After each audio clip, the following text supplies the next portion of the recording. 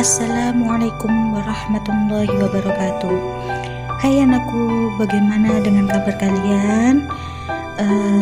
Semoga kalian selalu diberikan kesehatan serta kebahagiaan ya. Oke, pertemuan kita kali ini yakni membahas tentang belajar kelompok yang efektif. Nah, bagaimana sih Bu cara kita untuk belajar kelompok yang efektif itu? Oke, di sini Bunia akan menjelaskan. Untuk yang penjelasan yang pertama yakni mulai dari tujuan. Tujuan itu dapat memahami dan mengembangkan keterampilan belajar dan relasi sosialnya melalui kegiatan kelompok belajar. Oke, sebelum kita melanjutkan penjelasan cara belajar efektif ya, kita akan mengikuti ice breaking untuk mencairkan kebeguan tebak gambar dan persepsi. Nah, kali ini silahkan kalian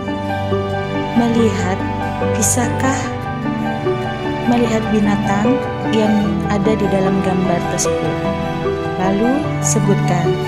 Oke, saya hitung mulai dari 1 sampai 10. Kita mulai. 1 2 3 4 5 6 7 8 9 10. Oke, terima kasih. Pasti kalian akan bertanya-tanya, tebak apakah gambar yang ada di dalam gambar tersebut? Binatang apakah yang ada di dalam gambar tersebut? Jawabannya adalah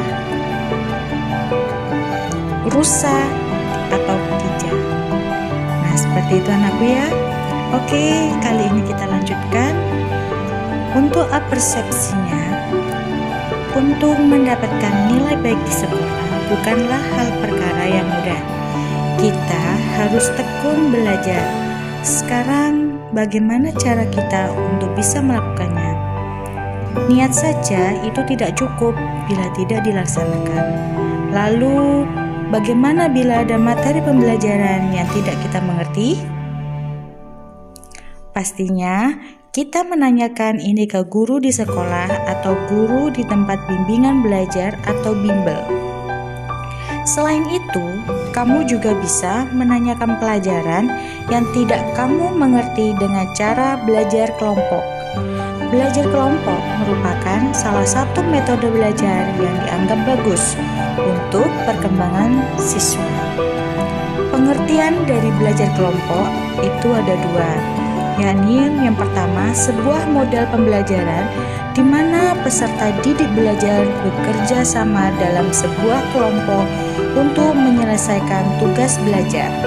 Lalu yang kedua, belajar kelompok adalah kegiatan belajar dalam kelompok dengan tujuan untuk memecahkan permasalahan yang ada. Manfaat belajar kelompok. Untuk yang pertama, dapat memotivasi semangat belajar antara teman satu dengan yang lainnya. Lalu yang kedua, saling berbagi informasi dan pengetahuan antara teman. Lalu yang ketiga, membangun komunikasi timbal balik dengan adanya diskusi. Yang keempat, meringankan tugas yang diberikan karena dikerjakan bersama. Bukan berarti kita harus menyontek ya nak. Lalu yang kelima, mengoptimalkan kemampuan berpikir siswa dalam menanggapi suatu permasalahan. Yang keenam, bekerja sama dalam menyelesaikan tugas bersosialisasi di luar sekolah.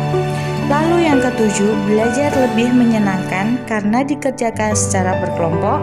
Lalu yang kedelapan, meningkatkan kualitas kepribadian seperti adanya kerjasama, toleransi, berpikir kritis, dan disiplin.